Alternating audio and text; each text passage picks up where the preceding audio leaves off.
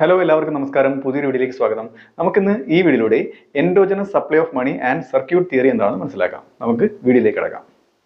Endogenous supply of money and circuit theory ഇതെന്ന് പറയുന്നത് post Keynesian എക്കണോമിക്സിൽ വരുന്ന ഒരു കോൺസെപ്റ്റാണ് കേട്ടോ. Endogenous supply of money and circuit theory are concepts within post Keynesian economics.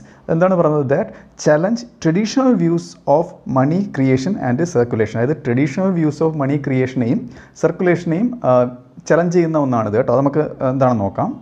അത് നമുക്ക് എൻഡോജനസ് സപ്ലൈ ഓഫ് മണി എന്താണെന്ന് നോക്കാം. The concept of the endogenous supply of money asserts that money supply is determined by the needs of the economy. അതിന് endogenous എന്ന് പറയുന്നത്, അതായത് എക്കോണമിയുടെ needs അനുസരിച്ചാണ് money supply തീരുമാനിക്കുന്നതാണ് endogenous എന്ന് പറയുന്നത്. അപ്പം rather than being controlled by a central authority like central bank. അപ്പോൾ central bank പോലുള്ള ഒരു അതോറിറ്റി കൺട്രോൾ ചെയ്യുന്നതിലുപരി വിത്തിൻ ദ എക്കോണമി ഡിറ്റർമിൻ ചെയ്യുന്ന ഒരു മണി സപ്ലൈ ആണ് എൻഡോജനസ് ആയിട്ട് വരുന്നത്, കണക്കാക്കുന്നത്. ഓക്കെ, അപ്പോൾ this view contrast with the traditional view. അപ്പോൾ ഇത് ഒരു താരതമ്യ പഠനം നടത്തുകയാണ്. അതായത് ഈ ട്രഡീഷണൽ വ്യൂ ആണ് എക്സോജനസ് എന്ന് പറയുന്നത് കേട്ടോ. അപ്പോൾ this view contrast with the traditional view. Okay, traditional ആയിട്ടുള്ള എക്സോജനസ് വ്യൂവിൽ നിന്ന് ഒരു താരതമ്യ പഠനം നടത്തുകയാണ്. Where the central bank is seen as controlling the money supply. അവിടെ നമുക്ക് എന്ത് കാണാൻ കഴിയും? Central bank money supply control ചെയ്യുന്നതായിട്ട് കാണാൻ കഴിയും. എന്നാൽ ഇവിടെ ഈ എൻഡോജനസ് മണി സപ്ലൈയിൽ നമുക്ക് ഇത് വിത്തിൻ ദ എക്കോണമിയാണ് മണി സപ്ലൈ ഡിറ്റർമിൻ ചെയ്യുന്നതാണ് പറയുന്നത്. Okay, the money supplies setting the quantity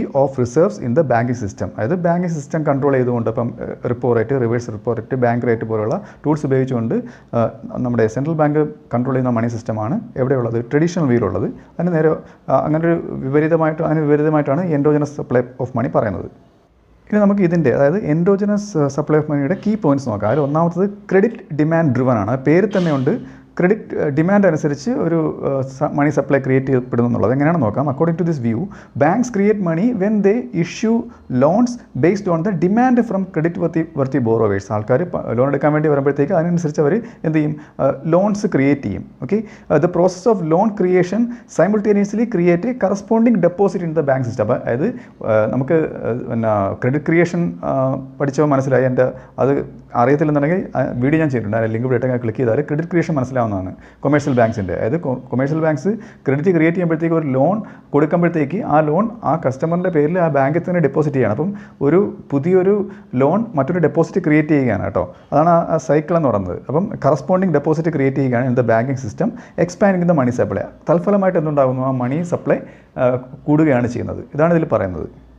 ഇനി അടുത്ത കീ പോയിന്റ് എന്ന് പറയുന്നത് സെൻട്രൽ ബാങ്കിൻ്റെ റോളാണ്. Central bank's role. അത് ഇവിടെ സെൻട്രൽ ബാങ്ക് ചെയ്യുന്നത് ആ ഒരു റിസർവ് ക്രിയേറ്റ് ചെയ്യുക എന്നുള്ള ഫംഗ്ഷൻ മാത്രമാണ് സെൻട്രൽ ബാങ്കിൻ്റെതെന്നാണ് പറയുന്നത്. അത് നോക്കാം. The central bank sets the interest rate. അവർ ഇൻട്രസ്റ്റ് റേറ്റ്, പലിശ നിരക്ക് അവർ സെറ്റ് ചെയ്യും. എന്നാൽ but it accommodates the demand for reserves. അതായത് ആ റിസർവ്സിൻ്റെ, അതായത് ആൾക്കാർ വായ്പ എടുക്കാനായിട്ട് മുന്നോട്ട് വരുന്നതിനനുസരിച്ച് അപ്പോൾ കൂടുതൽ മണി സപ്ലൈ അവിടെ ഉണ്ടാവുകയില്ല. അപ്പം ആ ഒഴുക്കിനനുസരിച്ച് അവരെന്ത് ചെയ്യും? Demand for reserves to ensure the stability of the interest rate. അപ്പോഴത്തേക്ക് ഈ റിസർവ്സ് മെയിൻറ്റെയിൻ ചെയ്യും, അവർ അക്കോമഡേറ്റ് ചെയ്യും. എന്തിനു വേണ്ടിയിട്ടാണ്? ഇൻട്രസ്റ്റ് റേറ്റ് സ്റ്റേബിളായിട്ട് നിർത്തുന്നതിന് വേണ്ടിയിട്ട്. ഇത് മാത്രമാണ് ഇവിടെ സെൻട്രൽ ബാങ്കിൻ്റെ റോളായിട്ട് പറയുന്നത്. അങ്ങനെ വരുമ്പോഴത്തേക്ക് the central bank adjust the supply of reserves to the needs of the banking system. അതായത് ബാങ്കിന് കൂടുതൽ പണം ലോൺ കൊടുക്കുന്നതിന് വേണ്ടി ആവശ്യമായിട്ട് വരുമ്പോഴത്തേക്ക് അതിനനുസരിച്ച് ഇതെന്ത് ചെയ്യും? ഈ റിസർവ്സ് അഡ്ജസ്റ്റ് ചെയ്യുക മാത്രമാണ് സെൻട്രൽ ബാങ്കിൻ്റെ പണി. Okay, rather than directly controlling the money supply. എന്തിന്? ഡയറക്റ്റായിട്ട് മണി സപ്ലൈ കൺട്രോൾ ചെയ്യുന്നതിന് പകരം ഈ ഒരു റിസർവ് അഡ്ജസ്റ്റ്മെൻറ്റ്സ് ആണ് സെൻട്രൽ ബാങ്ക് ചെയ്യേണ്ടത്. അതായത് ഇതാണ് സെൻട്രൽ ബാങ്ക് ചെയ്യുന്നത് എന്നാണ് പറയുന്നത്. ഇവിടെ നമുക്ക് ഡയഗ്രത്തിൽ കാണാം. ഇവിടെ വൈ ആക്സിൽ ഇൻട്രസ്റ്റ് റേറ്റും എക്സ് ആക്സിൽ മണി സപ്ലൈ ആണ് കൊടുത്തിരിക്കുന്നത്. അപ്പോൾ നമുക്ക് മണി സപ്ലൈയുടെ കർവ് ആ റെഡ് കളറിൽ കൊടുത്തേക്കുന്നത്, അതായത് വൈ ആക്സിന് പാരലായിട്ട് നിൽക്കുന്നത്, വെർട്ടിക്കലായിട്ട് നിൽക്കുന്നതാണ് മണി സപ്ലൈ എന്ന് പറയുന്നത്. ഫിക്സ്ഡ് ആയിട്ട് കാണാം. നമുക്ക് ഇവിടെ ഡിമാൻഡ് ഫോർ മണിയാണ് അതിൻ്റെ വേരിയേഷൻ അനുസരിച്ച്, ആൾക്കാർ ഡിമാൻഡ് ചെയ്യുന്നതിനനുസരിച്ചുള്ള ആ ഒരു കർവാണ് ഈ ബ്ലൂ ലൈനായിട്ട് കൊടുത്തിരിക്കുന്നത്. അതിൻ്റെ രണ്ട് ഇൻ്റർസെക്റ്റ് ചെയ്യുന്ന പോയിന്റിൽ റേറ്റ് ഓഫ് ഇൻട്രസ്റ്റ് നിശ്ചയിക്കപ്പെടുന്നതായിട്ട് നമുക്കിവിടെ കാണാം. നമുക്കിത് ഏതുമായിട്ട് കണക്ട് ചെയ്യാൻ പറ്റുമോ നോക്കാം. അതായത് ഇതിൻ്റെ ഇംപ്ലിക്കേഷൻസ് നോക്കാം. The endogenous theory suggest that, ഈ തിയറി സജസ്റ്റ് ചെയ്യുന്ന ഇത്രയേ ഉള്ളൂ, the money supply is flexible, okay, and responsive to the needs of the economy. അതായത് എക്കോണമിയിലെ ജനങ്ങളുടെ ആവശ്യം അനുസരിച്ച് മാറാവുന്ന ഒന്നാണ്. അതിൻ്റെ സപ്ലൈ കൂടുകയും കുറയും ചെയ്യാവുന്ന ഒന്നാണ് ഈ മണി സപ്ലൈ എന്ന് പറയുന്നത്. Making it less controllable by policy measures like targeting money supply growth. അതായത് മണി സപ്ലൈ ഗ്രോത്ത് കുറയുന്ന പോലെയുള്ള പോളിസികൾ കൊണ്ട് കൺട്രോൾ ചെയ്യാൻ പറ്റാത്ത ഒന്നാണ് മണി സപ്ലൈ എന്നാണ് ഇതിൽ പറയുന്നത്.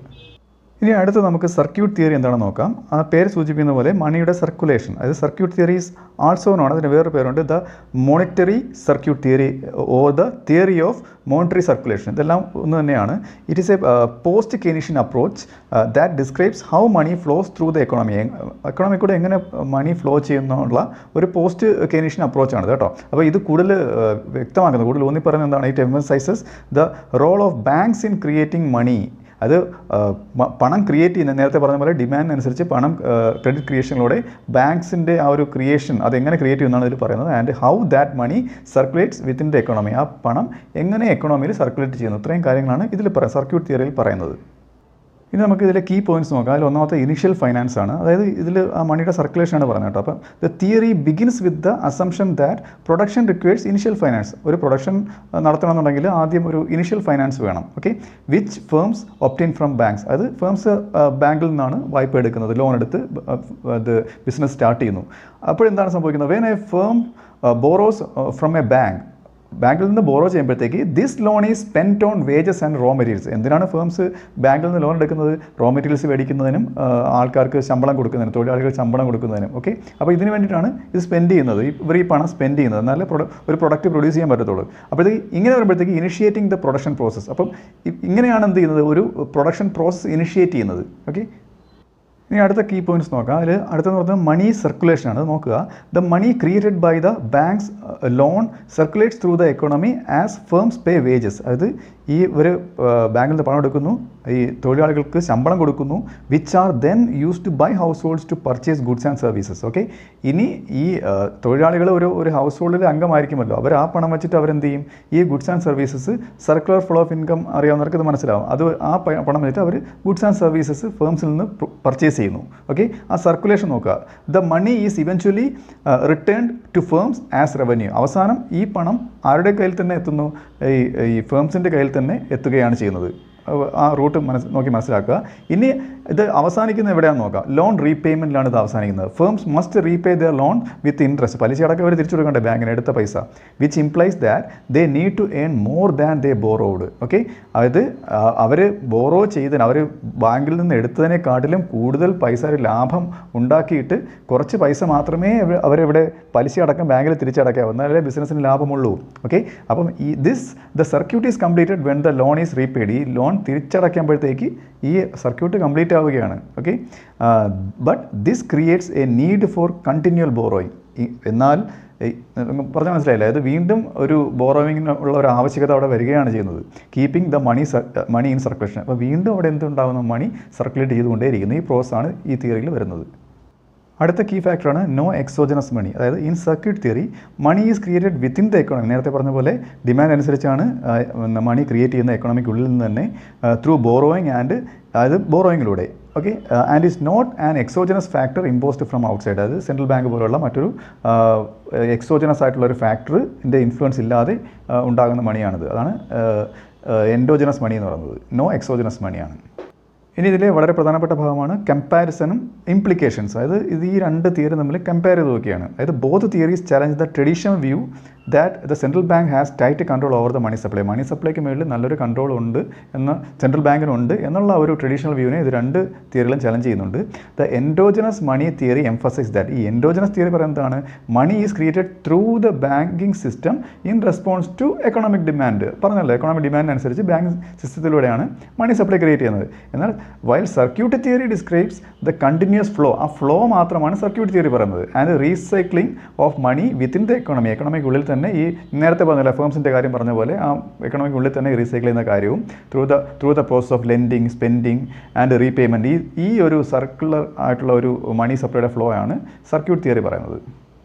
പിന്നെ നമുക്കിൻ്റെ ഇംപ്ലിക്കേഷൻ നോക്കുമ്പോഴത്തേക്ക് these concepts are important in understanding how modern economics operate. അതായത് മോഡേൺ എക്കണോമിക്സ് ഓപ്പറേറ്റ് ചെയ്യുന്നത് എങ്ങനെയാണെന്ന് ഇത് ഈ തിയറി ഉപയോഗിച്ച്, ഈ തിയറികൾ ഉപയോഗിച്ച് മനസ്സിലാക്കാൻ കഴിയുന്നുണ്ട്. അത് വളരെ പ്രധാനപ്പെട്ടതാണ്. ഇപ്പോൾ പ്രത്യേകിച്ചും particularly in terms of monetary policy, financial stability and economic growth. ഈ പറഞ്ഞ കാര്യങ്ങളിലൊക്കെ മോഡേൺ എക്കണോമി എങ്ങനെ ഓപ്പറേറ്റ് ചെയ്യുന്നു, അത് വർക്ക് ചെയ്യുന്നതെന്ന് ഈ തിയറികൾ ഉപയോഗിച്ച് മനസ്സിലാക്കാൻ കഴിയുന്നു. അപ്പോൾ ഈ വീഡിയോ നിങ്ങൾക്ക് മനസ്സിലായെന്ന് വിശ്വസിക്കുന്നു. അടുത്ത വീഡിയോയിലൂടെ മറ്റൊരു വിഷയമായി വീണ്ടും കാണാം.